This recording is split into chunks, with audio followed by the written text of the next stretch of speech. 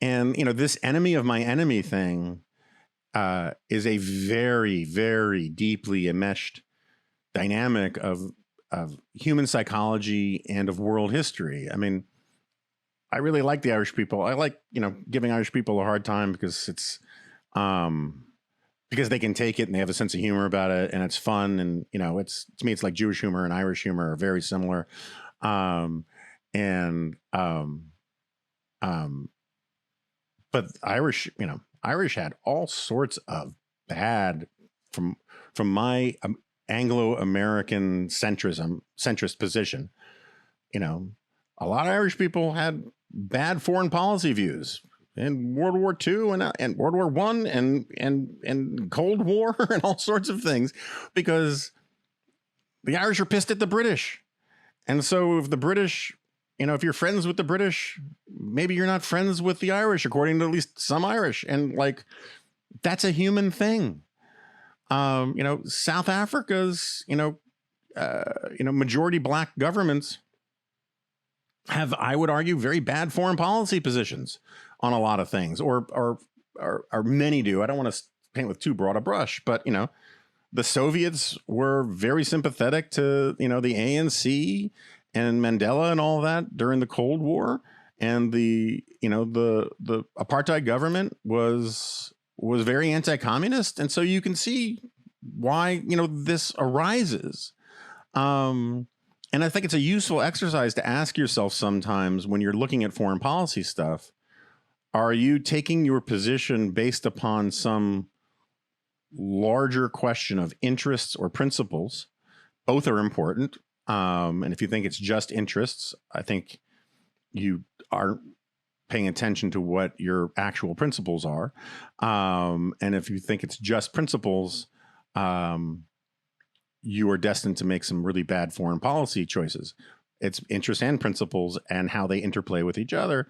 But it's a useful exercise to ask yourself, how much of this has to do with my friends? These countries are our friends, and so therefore their enemies are my enemies.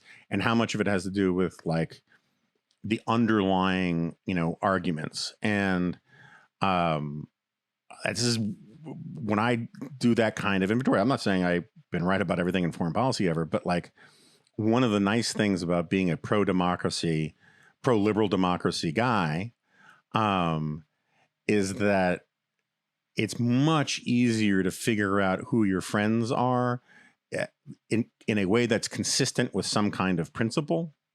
I talked about this, I don't know, last week, 2 weeks ago, something like that, about how bad countries, and I mean, I'm using it as a colloquial shorthand for a mix of bad regimes and bad political systems, or black or undesirable or dysfunctional cultural impulses.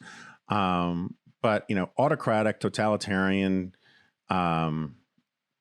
undemocratic in one way or the other, illiberal in one way or the other regimes end up being buddies, because they're just too obnoxious for democracies to hang out with for long periods of time.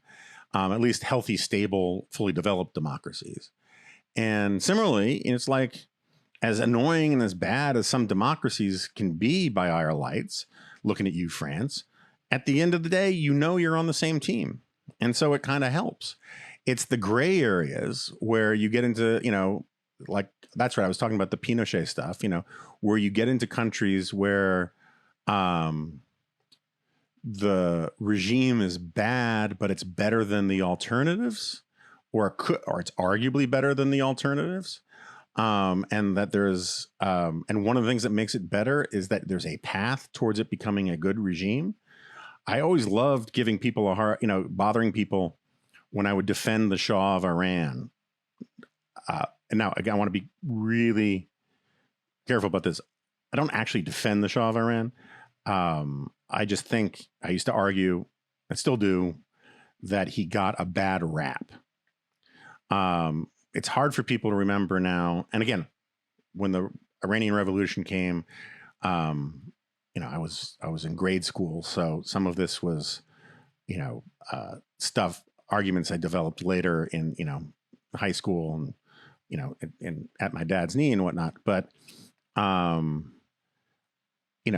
the Shah of Iran was a modernizer. He was corrupt for sure, right? Not particularly super democratic.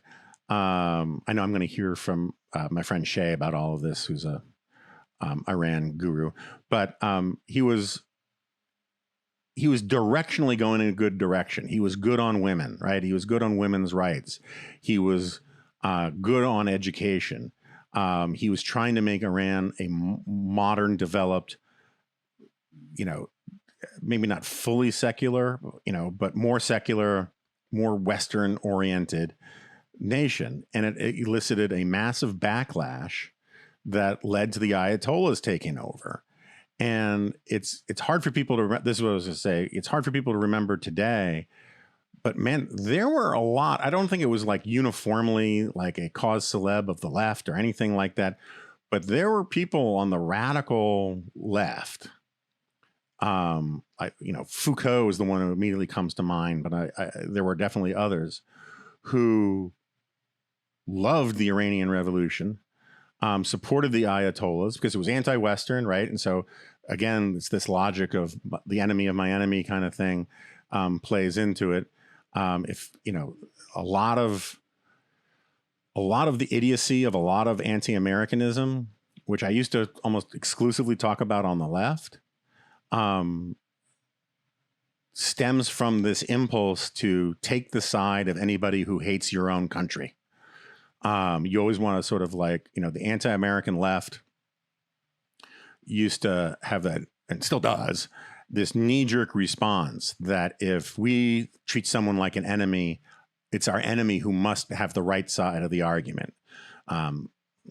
Cuba, Soviet Union, China, Vietnam. I mean, you go down a long list. And Iran was sort of one of them. Again, Foucault is not American, but you get the point. And I should say that you now see, because horseshoe theory is my curse, the same dynamic taking place on big chunks of the right. A lot of these Putin fanboys, and to a lesser extent, Mao fanboys. I mean, there's this, and Stalin fanboys. There's this thing going on in the creepier parts of like I don't know what we even call it today. People don't use the phrase alt-right that much anymore, but of the creepier part of the sort of fever swamp right, populist right, MAGA adjacent right, groypers, all those guys. There is this love of historic enemies of the United States, love of strong men and autocrats all over the place, and not just about Putin. But a lot of this like pro-Russia stuff is right-wing it stems from what I would argue is right-wing anti-Americanism. Not all of it, a lot of it, to one extent or another. So the Shah was not great, Bob, but he was better than certainly what replaced him. And but in the 70s and 80s, there was this sort of just knee-jerk assumption that revolutionaries who toppled an autocrat had good reason to do it. And, the fact that the Iranian the mullahs initially had a lot of alliances with the communists, that kind of added some revolutionary leftist frisson to the whole thing. And so it was just sort of fun saying, the Shah, it wasn't great, but, at least he was for women's rights and human rights. I mean, total hypocrite. He tortured people. I'm not trying to not really actually trying to defend him, just trying to say that like the caricature of him was off base. And it's very much a, Gene Kirkpatrick dictators and double standards point.